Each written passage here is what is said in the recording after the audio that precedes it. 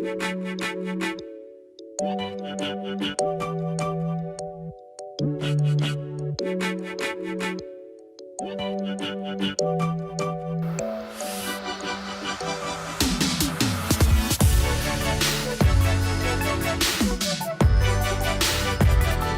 everybody, I'm Dylan Kurnia. You can call me Len, so ya Dylan's Comsec atau Dylan's Comments on Technology. Segmen dimana gue membahas dunia seputar teknologi seperti PC, keyboard, mouse, dan para kawannya.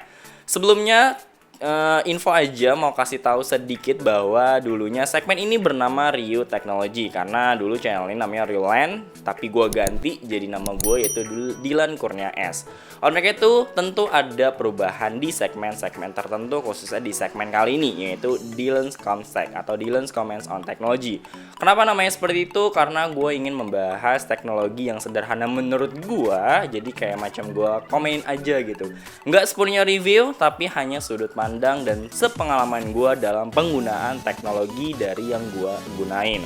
Oke, untuk membuka segmen kali ini di tahun 2021 untuk segmen perdana dari Dylan's Comsec, gue ingin membahas tentang mousepad, khususnya para gamer nih.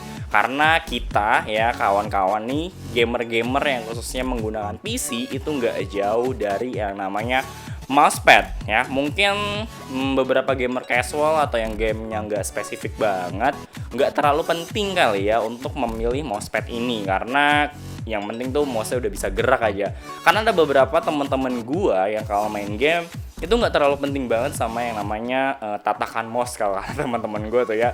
Jadi dia mau di mana aja, pakai alas apa aja, entah pakai buku atau bahkan nggak sama sekali, dia fine-fine aja. Tapi beda cerita nih untuk para gamer profesional, di mana mousepad menjadi salah satu elemen penting buat mereka. Kenapa begitu?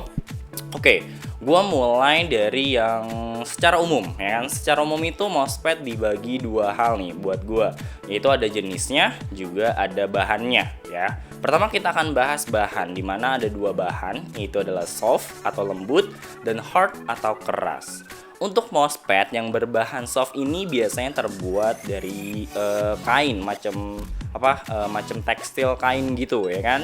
Dimana mousepad ini tuh jadi lebih mudah dibawa kemana-mana ya kan, karena dia bisa dilipat-lipat, bisa diselipin entah di tas, entah di kantong dan lain sebagainya.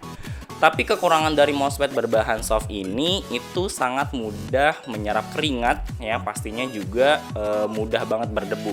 Jadi sangat-sangat susah untuk dibersihkan ya kan, apalagi mungkin kawan-kawan yang tangannya sering berkeringat ya kan, itu akan mudah banget berjiplak. Di sisi lain kurangnya lagi dari bahan soft ini, si mousepad ini akan cepat rusak karena semakin kita sering gesekin itu akan lama-kelamaan menjadi menipis ya kan, lama-lama bisa robek. Khususnya gua nih yang punya kucing ya kan, yang suka robek-robek ya kan. Nah, kalau kawan-kawan yang punya kucing juga tuh ya alhamdulillah dah tuh ya kalau mousepadnya awet mah ya. Kalau gue sih udah beberapa kali ganti mousepad.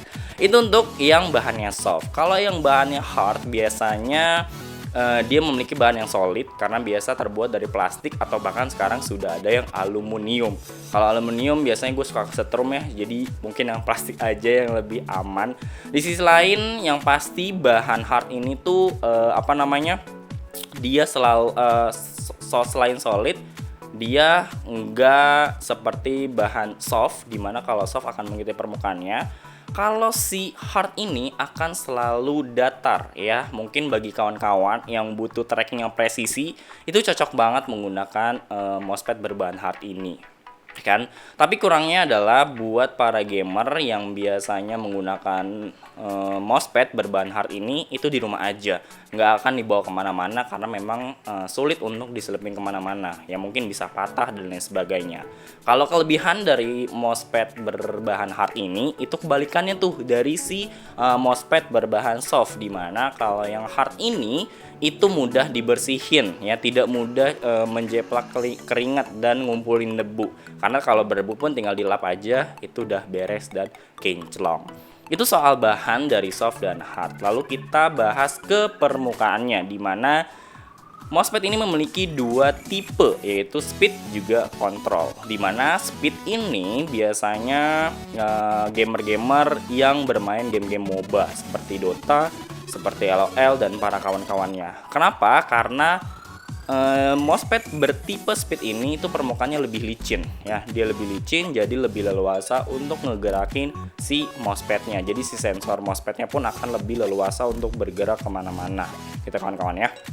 Lalu yang kedua adalah tipe kontrol. Biasanya para gamer yang bermain FPS atau third person shooter ya, seperti Counter Strike, ada Fortnite, ada PUBG, ada Valorant, dan beberapa game-game FPS lainnya itu senang banget sama yang tipe kontrol. Kenapa? Karena permukaannya yang sedikit lebih keset. Jadi dibilang licin enggak, kasar banget juga enggak, tapi dia lebih presisi ya kan. Mungkin bagi kawan-kawan yang gamer FPS nih ingin yang sering banget menggunakan sniper dan ingin nge-headshot lawannya, itu biasanya menggunakan mousepad bertipe kontrol ini gitu kan kawan ya.